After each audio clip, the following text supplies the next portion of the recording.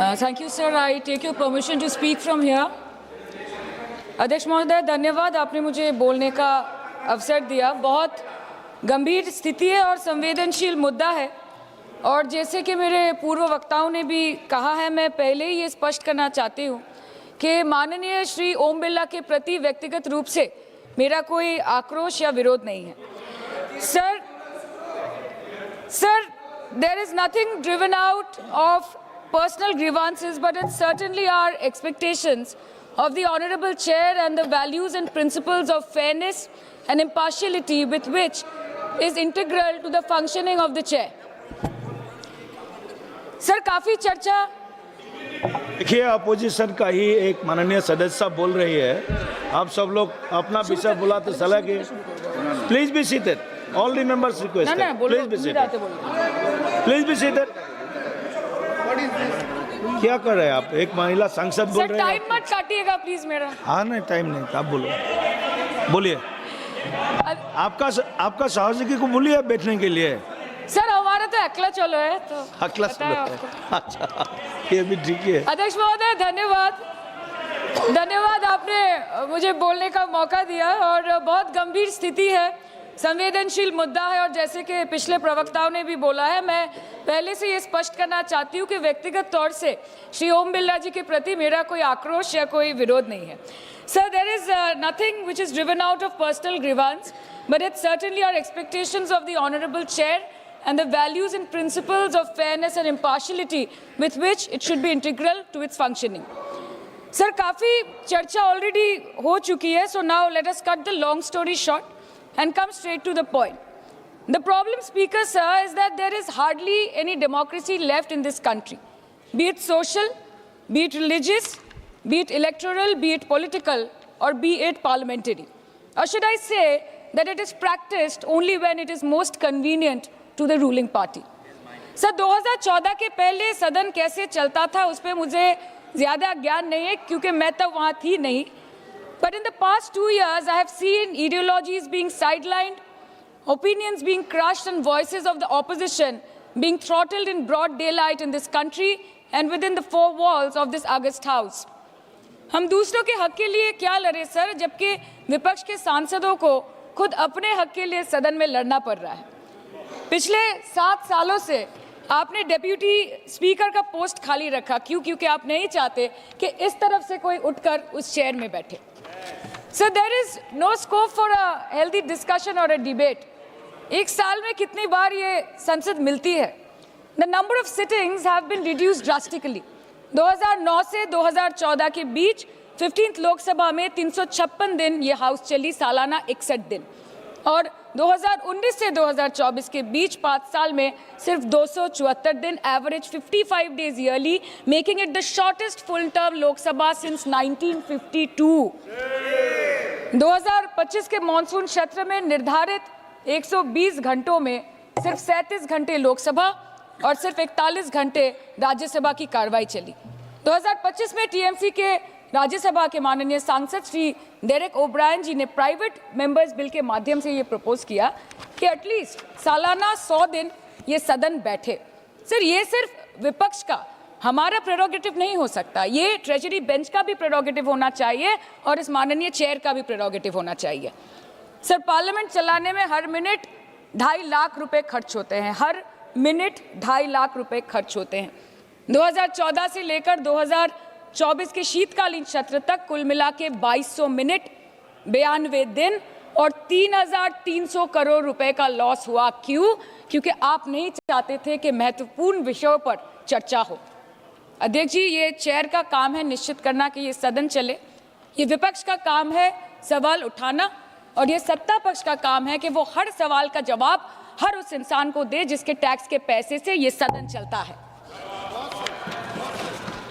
परंतु ये बोलते हुए मुझे खेद है कि सरकार ने इस देश के पॉलिसी मेकिंग प्लेटफॉर्म को अपना एडवर्टाइजमेंट पोर्टल बना दिया है।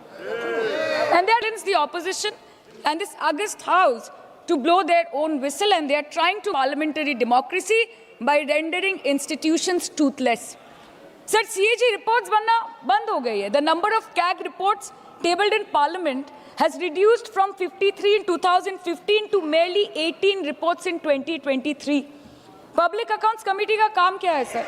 अगर रिपोर्ट्स ही नहीं बनेंगी, टेबल्ड ही नहीं होगी, तो पब्लिक अकाउंट्स कमेटी में जाएंगे कैसे, स्क्रूटिनी भी कैसे होगी? How will the parliament and the people of this country know about the irregularities, the wasteful spendings, inefficient contract management and substandard project implementation taking place in this country every day in each department?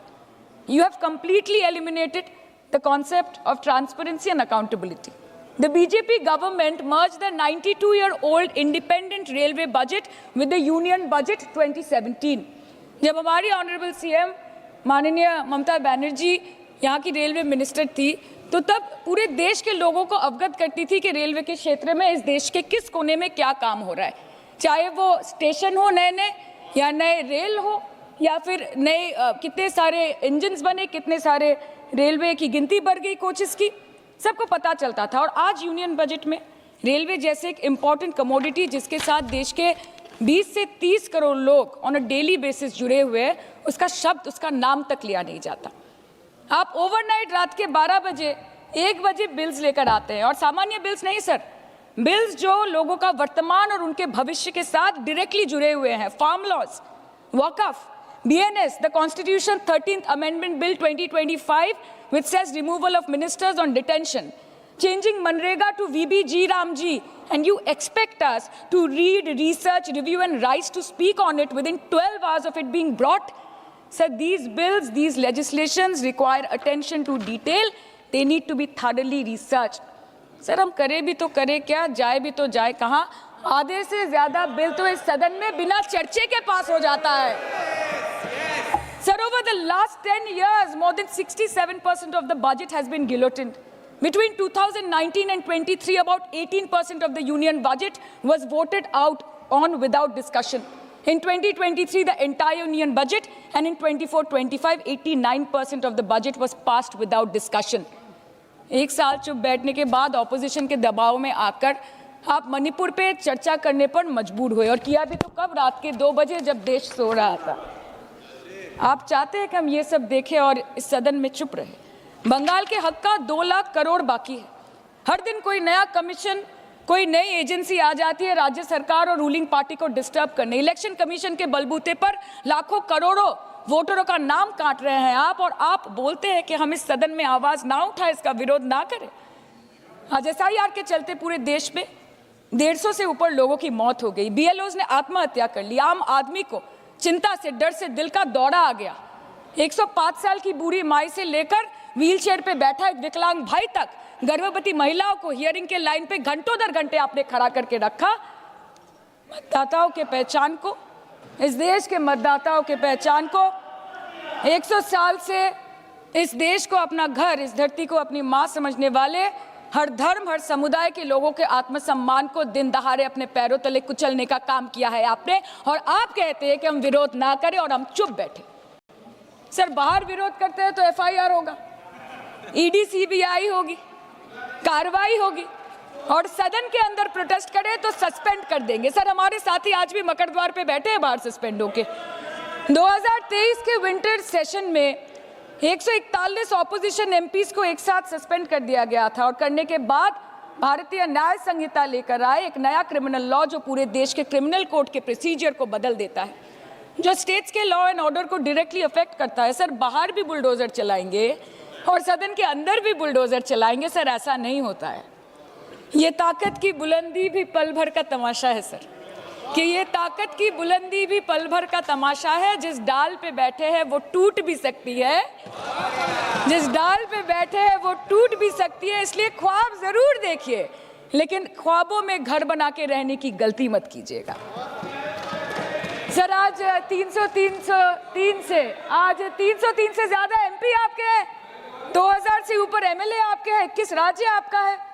Her debate, her discussion, her bill pay बोलने के लिए 70% वक्त आपको मिलता है। Media आपका, सब उनका है। हम अपने लीडर का नाम एक से ज्यादा 2 बार बोले तो हम पे रोक लगाई जाती है, और ट्रेजरी बेंच वाले वहां बैठ के पार्टी का नारा लगाते हैं और अपने नेता मंत्रियों का नाम जपते हैं, तो तब सब ठीक है सर, कोई प्रॉब्लम नहीं है। सर इस सदन का कैमरा, बहुत मेरे साथी बोल रहे थे कि कैमरा भी ये सब देख देख के कॉम्प्रोमाइज हो गया। बोलते हमें दिखाता आप लोगों को है।